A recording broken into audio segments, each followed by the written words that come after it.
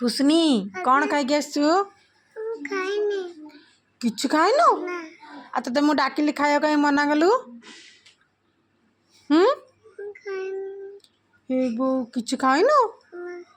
हाँ हाँ घर गले खाइबु है आ मुझे तेने त थ द ध घोषा देवी ये घोषिक आणबू राति घोषू पाठ पढ़ू है हाँ देख मुझे त थ द ध घोषा दूसरा घोषू बोले त थ त थ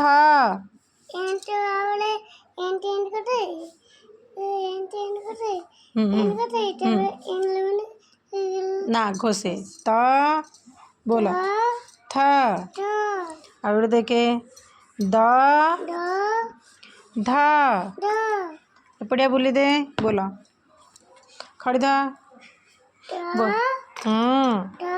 वेरी गुड द ध द ध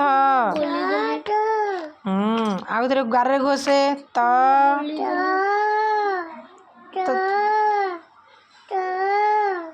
तापरे थ एटू एटू घोषु तापरे द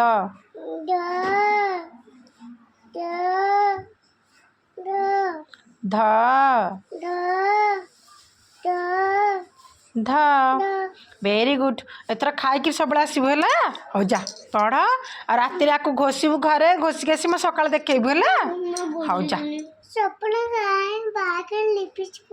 बैग लिपिज हो मम्मी कहबू ना एमती त था द ध घोषा दब घोषिक आसबू है हाँ हाँ जा।